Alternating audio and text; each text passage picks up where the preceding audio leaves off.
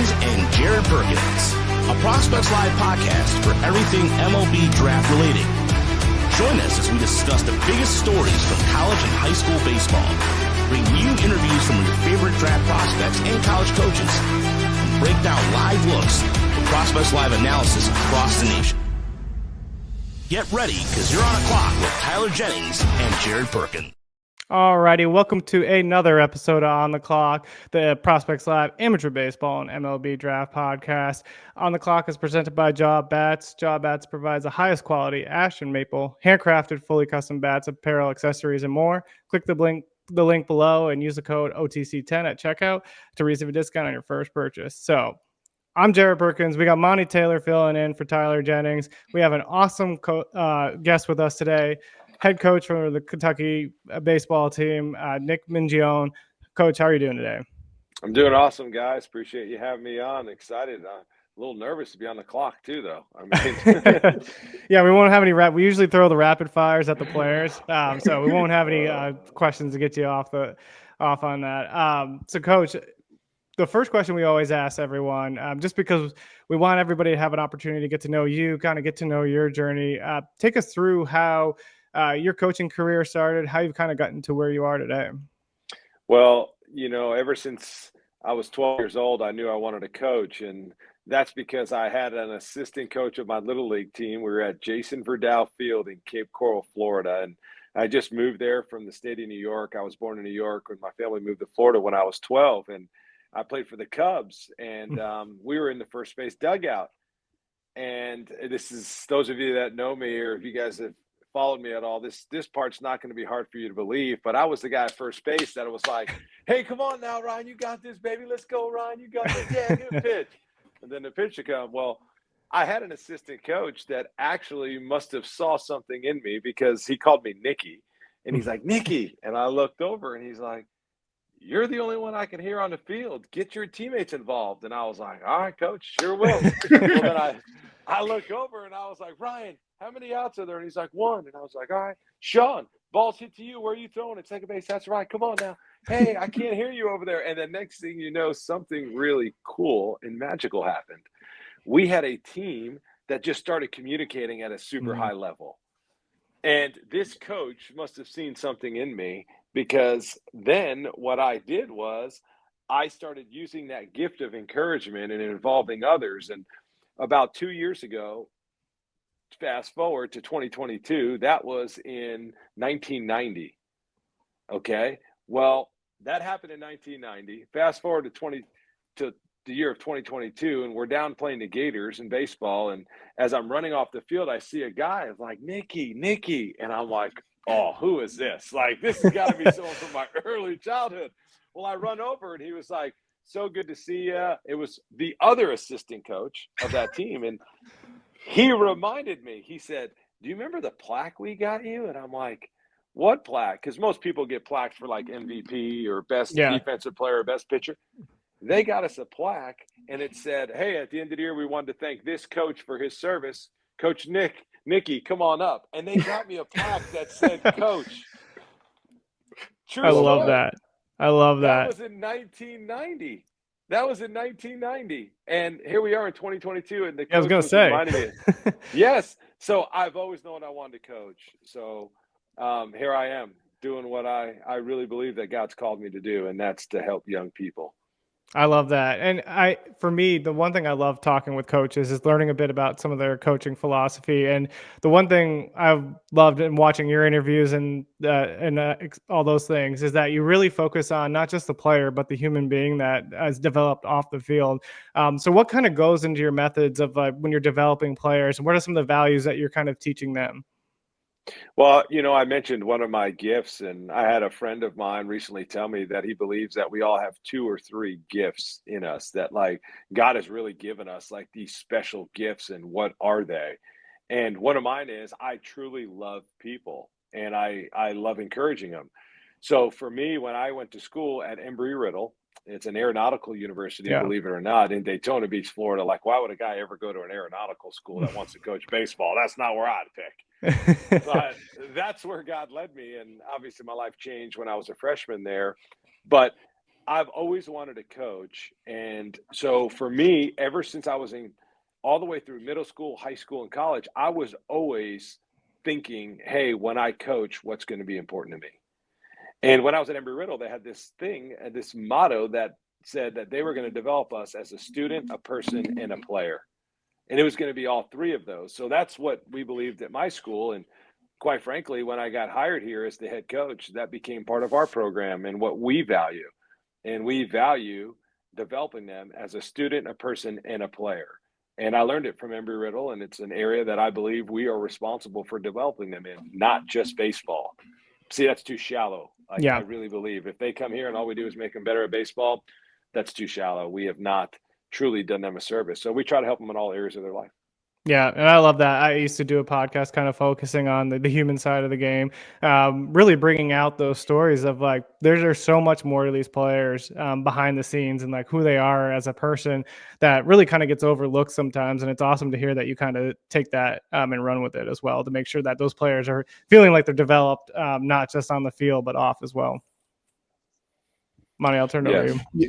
Yeah, I'm sure you've had a long list of people who are mentors or somebody you obviously emulate, but do you have a list of anyone who stands out as somebody you viewed as a mentor or try to emulate even now? Well, I've had a bunch. Yeah. When you kind of go through and, coaching for so long, there's just been a lot of people that have made a major impact. And, one guy I look up to now is our athletic director, Mitch Barnhart. And he's a guy he's been at Kentucky guys now for over 20 years. You guys there? Oh, yep. Yeah, we lost you a little bit. Yeah, I'm sorry it broke up. I don't know. But Mitch Barnhart's a guy. I mean, he's been here for over 20 years. Do you think it's hard to be an SEC head coach? Try being a guy where he's got 23 sports. Yeah. He's made a major impact on my life. And then when you think about guys like Owen is a guy that hired me and allowed me to come to Southeastern Conference the first time here at Kentucky. And he's a guy that's made a major, major impact in my life and who's now the AD at Auburn. And I told a lot of people I wouldn't be here without him, and then my two coaches in college, Greg and Todd Williams, have made a major impact in my life. They've given me unbelievable opportunities. So not only as a player, but to go back and coach with them. So there's a long list. I'm always hesitant to name too many because I will leave somebody off. But our athletic director here has gave me the opportunity of a lifetime, John Cohen, and then my two coaches in college are two of the guys, four of the guys that stand out. I love that. Just kind of as you approach the upcoming season, right? You all had a really strong season last year, won 46 games, got to the College World Series. What are some of the things that you've been seeing this fall that you really like, and what are some of the expectations of going into the next season?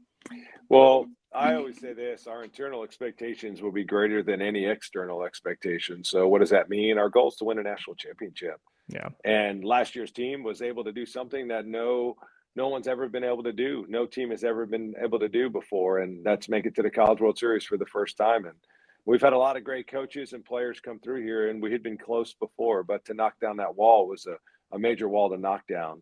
With that being said, we have really almost basically a whole new team. So we have 30 new players on our roster. Let that sink in. We have 30. So as you know, you're only allowed to have 40. Yeah. Right. So, we have a little over 45. We have right about 45 players on our team right now. So when you think about that, that's a lot of new players. So what has been revealed to me is in a lot of ways, we feel like we're starting on the ground floor and making sure that all of our first year players understand the foundation of what makes Kentucky great. And it starts with the people. We have amazing people, but then going in and just trying to play and outline our exact systems, our philosophies, and our processes in which we play and how we play. And what does that look like from a student standpoint, a person standpoint, a player standpoint? So in a lot of ways, we feel like we're starting from the ground floor and having to work our way back up. But at the same time, it's been exciting. But there's a lot of new players there that's got to fill in a lot of spots of a lot of really good players that we end up losing. Yeah, that kind of leads into another question I was thinking of too, because so many rules have changed in college athletics in general, right? I think you have a lot more turnover on rosters now. And to me, when I worked in college baseball, team chemistry was so huge. How do you kind of navigate developing that team chemistry with the potential roster turnover that you're kind of facing each offseason now? Yeah, and I think it's one of the things, if you said to me, Nick, what are one of the things you and your staff, because this is, a whole team effort here, what have we done Yeah. well? It's exactly that. And when you're trying to, what we're talking about is culture, and culture is three things. I believe it's three things. And I've had to learn this over my time as a head coach. Number one, culture is every day. You Mhm. have to work on your culture every single day, whatever that is, whether that's you valuing it being a teammate, it doesn't matter, but you have to do it every day. And the second you kind of step back and you just feel like it's there and it's where you want it is the second the culture goes away. And I learned that a hard way. And then the second thing is what you allow. So what do you allow? I allow our players to be the best versions of themselves. I allow them to give us feedback. I allow them to give each other feedback. I allow them to hold each other accountable, all these things. And then number three, it's what you reinforce. So what are some of the things that we reinforce? It's being a great teammate. It's them playing as hard as they can. It's them being all bought in for the team. We reinforce that. The strength of our team is our team, right? So all these things. So that's something, and I give a lot of the returning players credit for, is like they have welcomed the new players into the program and they've helped them become better, and they help them welcome them into our family. So what does family mean? I mean, our families are at the ballpark all the time. My wife's in the dugout a couple weeks ago hugging on our players at the end of our practice. I mean, our kids are running around. I mean, it is just a full-on family atmosphere, and it's something we're proud of, and it's something that we believe makes us different. I love that. Yeah, and talking about some rules changing, you talked about that roster limit, and that's coming soon. That roster limit's going to go from 40 to 34. But on the more positive side, you're also going to be able to have more scholarships. We don't necessarily know some of the specifics or details of some of these rules because I know there's still some stuff to be worked out. But what are your thoughts on the rule changes coming up regarding the roster and scholarships, and what kind of details are you kind of thinking about, as they try to nail those down? Well, really, I just feel like we've had to do exactly what we've been doing for the last handful of years, and that's just being comfortable with having to adapt. So I just feel like ever since COVID, college athletics in general, it just seems like it's changing on a daily basis. And what's forced us to do is to adapt. And I think you see, even in some other sports, we've seen some legendary, really good coaches just decide to go another direction because of where college athletics is going. And so what's happening with all of those things you mentioned, whether it be roster limits or scholarship totals or anything like that, whether it be NIL, I just think as coaches, we've had to learn and we've had to adapt. And it's something we're going to continue to have to do because it's a forever. I don't think this is a deal where the landscape of college baseball is going to stay right where it's at. So I think those that can, learn, grow, and improve and adapt are going to be the ones that are successful. So with all these things, it's us having to do the same thing that I feel like we've been having to do for the last handful of years, and that's adapt. Yeah, as a UVA basketball fan, that answer with the kind of hit me. He's one of the guys. He's one of the guys I'm referring to. I mean, this is an awesome, a faithful man, an amazing coach, a guy that truly, in my mind, gets it. This guy gets it. And to see him simple, I mean, he's one of the guys I follow. I literally think so highly of him. And, I'm not going to say why he got out or whatever, but I mean, man, that hurt me to see a man, a faithful man of that caliber. It's just, man, that stinks. Yeah. So. Yeah. I wanted to touch on some of the guys that you have coming to campus this year, just some of the guys that you're expecting to play some key roles for you all. I know you have Tyler Bell, who came to campus, was supposed to go, got drafted 66 overall by the Tampa Bay Rays. I imagine he's going to play a huge part, but what are some of the things looking like roster-wise for you all? Well, this is what I know. We're having to fill a lot of holes. Yeah. What does that mean? Our Friday guy signed pro. Our Saturday guy signed pro. Our Sunday guy signed pro. Our Closer graduated. He's playing for the Savannah Bananas now. Our number one guy in the bullpen, he graduated. First baseman, signed pro. Second baseman, signed pro. Shortstop, signed pro. Third baseman, signed pro. Left fielder, signed pro. I think you see where I'm going with this. Yeah. Yep. You did too good of a job with some of them. I mean, no, that's our job. Yep. So just the guys, I mean, I don't know where to start. Where do you want me? Like, I mean, I don't know where to start. This is a spot where it's like, man, we'd be better off talking about who we got coming back, because there's so many, great competitions going on. We just wrapped up our fall on October 27th, and it's been fun. It's been competitive group of guys fighting for a lot of spots. So, I mean, we have a lot of guys and a lot of positions that are up for grabs. I have to imagine like that's stressful, but it also has to be kind of exciting, right? You have a bunch of new talent coming in, and you get to kind of evaluate them, see what you got.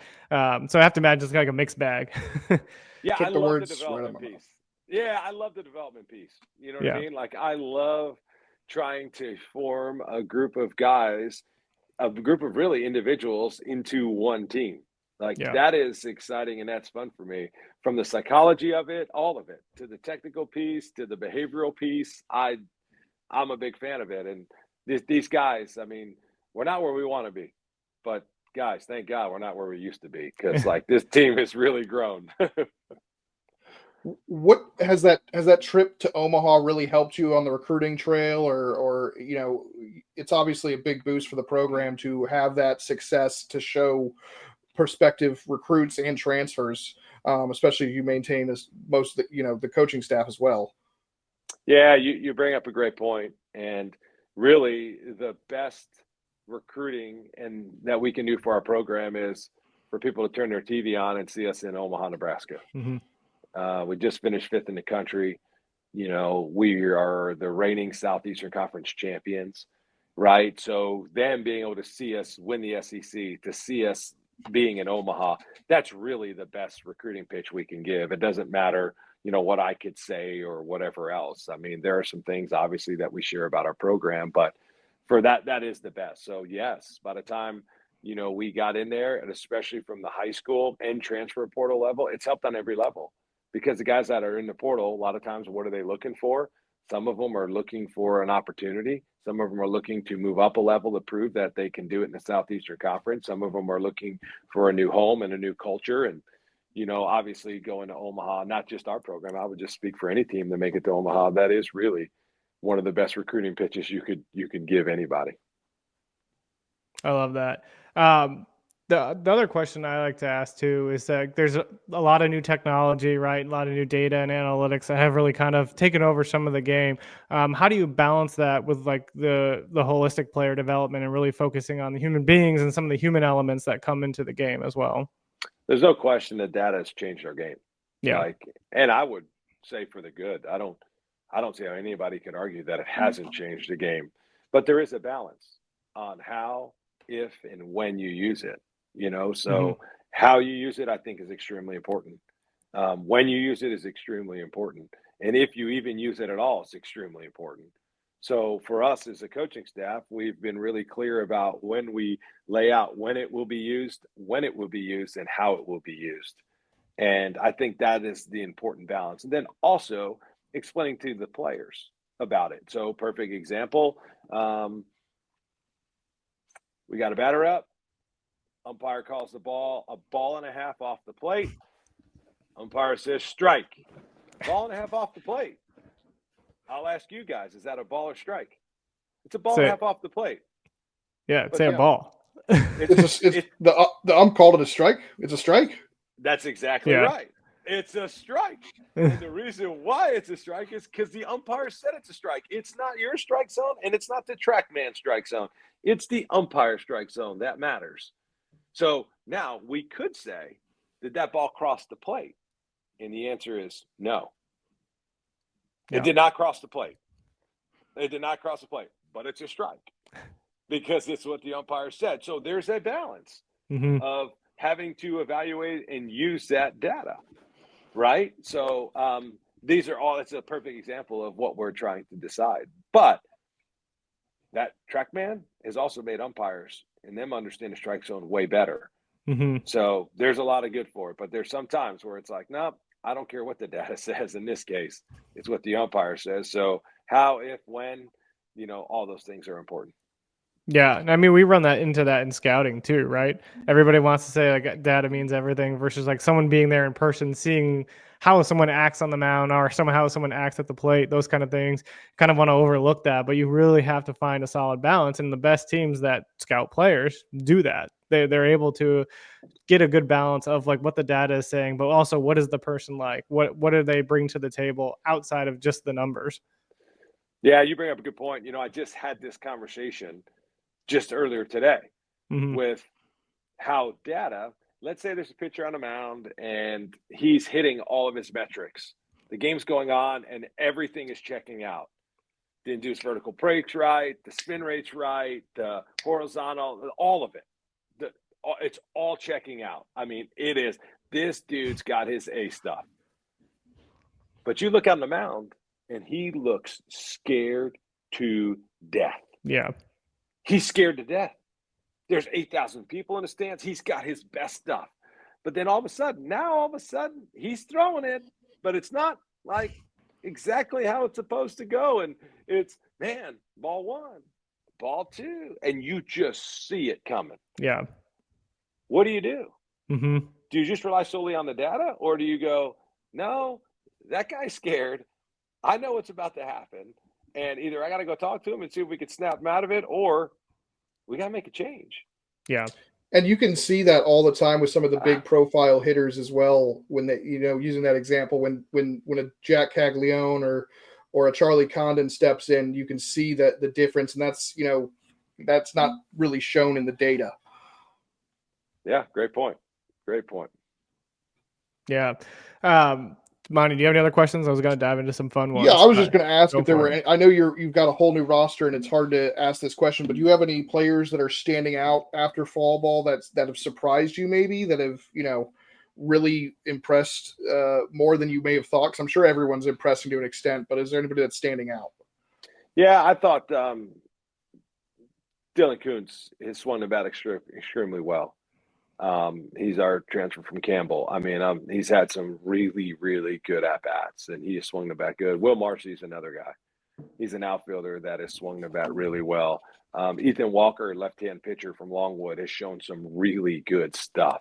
Nick McCain, his 7th year of college baseball, just has a presence and a maturity about him that has been really well. So there's a bunch of guys. I would say those 4 guys have, stood out, and there's more, Tyler Bell's been impressive and some others, but as I think about those, 4 guys, these are 4 guys that have obviously made a good impression on us so far. Love that. Thank you. Yeah, I love it. So I'm going to dive into just a couple more fun questions just because of the on the clock aspect of it. Just going to throw 3 just quick ones at you. So if you could coach any team, past or present, which would it be and why? I would coach last year's team all over again. Yeah. I would go, guys, I continue to miss them.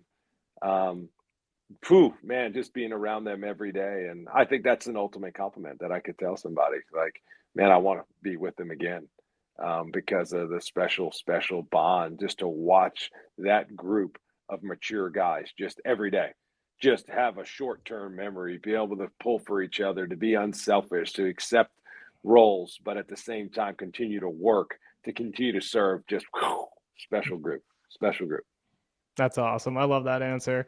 Our next question is, we talked a little bit about like the human side of the game and really kind of having that opportunity to step away from baseball once in a while. So how do you like unwind, and what do you have for passions away from the game when you're not on the field or coaching? I love spending time, number 1, in God's word. I'm at my best when I'm doing that daily. And then number 2, spending time with Kristen and Reeves, my wife and my son. He's 10 years old, and just love the mother that Kristen is, and watching her and spending time with Reeves. And then if you say, hey, what would be the third thing? It would be to fish. I absolutely love fishing, and my son does too. And I'm going to be the dad. Can I brag on him? Yeah. Reeves, he has caught 44 different species of fish. That's 44. impressive. So we got a At cool 10. photo album. 10 years old? At 10. Yeah. That's wild. That's awesome. So we're trying to add to his folder. So we're gonna Love that. try to add a couple more here in the end of the month and maybe into December. But yeah, That's a really cool thing to do because like it's not just the fishing, but now you've got the album and there's like a collection involved. That's so cool. yeah. So it's like we're trying to target certain species now. Yeah, So yeah. that's been fun. Do they have like an app for that now? Like where you can just like No, have to. I wish. I wish. Yeah. Oh, Jared, you got work to do. I Invent gotta it. develop something. Yeah. So like what we're in the middle of trying to find out. We've got a couple people we think it might be able to do this, but we're trying to create small little figures and paintings of all the different species so he can put them on his Put 'em. wall. That's cool. It's like he gets a new one and he puts them up, and just as a Oh, man. reminder too. And then Love maybe that. where he caught that, just as like, Kristen and I are really into giving really our son, but even our team experiences. We love giving experiences. That's super important. Yeah, it's something that they're Absolutely. always gonna remember. Yeah, it's not things, it's Yeah. experiences. That's what we want to give them. I love that. Speaking of memories, the last question I was going to ask you, what's been the most memorable or like funny story from your time as a coach that you think you would want to share? That cute. Yeah, that you would want to share is the key. Yeah. Yeah, I do. Funny one? Oh, man. I don't know about a funny one. I don't know if it's a funny story, but the one thing I have absolutely loved about coaching is I've had 3 different former players come back and coach. I love And that. when they share these stories, like it just brings back so many incredible memories of like amazing guys and funny plays. And they're like, Coach, you remember the time you had us do this? I'm like, there's no way we did that. And they're like, no, you had us do that. I have absolutely loved hearing those stories. Just about how we coached them and things we did with them. And so is it funny? I have no idea, but just to hear, and over time, these stories, they grow. Yeah. And Yep. it's like, I mean, it's just like, I don't know, but I just, Details get added in. Oh, I have loved watching them go from a player competing on the field to even seeing some of their families. They got a guy, Trevor Fitz, on our staff now. And, just a year and a half ago, one of, he's got a daughter and their son's being born and his daughter's spending the night at our house while the other child's being born. And I'm like, Kristen, how awesome is this? One of our former players is staying at the house and now we've got their kid. We're on babysitting duty. And they're having another one being born. I've just love that. So it's been neat to watch those guys really grow up and become amazing leaders. And real quick, for it. I was gonna mention. You just reminded me of one of the cool things. I have Twitter on my other screen, and they popped up the Clemson game last night against the Savannah Bananas. You mentioned your closers is with them now. Did you get a chance to see any of that or any clips from that last night with the playing Clemson? No, I didn't. And what I've realized about the Savannah Bananas, they have 5 or 6 teams. Yeah. So he's not on this one, but I haven't seen this one. If I need to check it, I'll check it. Yeah, well, I mean, Eric Bakich took his shirt off at one point, and they have a player coming in on a horse. I mean, it's pretty funny. It's great. I mean, it looks like a really good thing for college baseball. Oh, that's great. That is awesome. Yeah, again, college baseball is adapting and changing, and you better get used to it. Yeah. I mean, they're going to adopt all the Savannah Banana rules here in the future. That might be a little much, but thanks. I just wanted to ask that real quick. Oh, that's awesome. Coach, we can't thank you enough for taking the time to join us on the clock. We know you got a busy schedule, and it's just been awesome to hear your stories and your journey and just being able to share that with everyone else. So thank you so much for taking the time. Yeah, thanks, guys, for having me on and what you're doing really to grow our game. It's, a lot of people like you that are continue to put content and things out and just teach people about our game. So thankful for you guys. Appreciate you. Go Cats. Thanks, Coach. Appreciate that, Coach. Yep.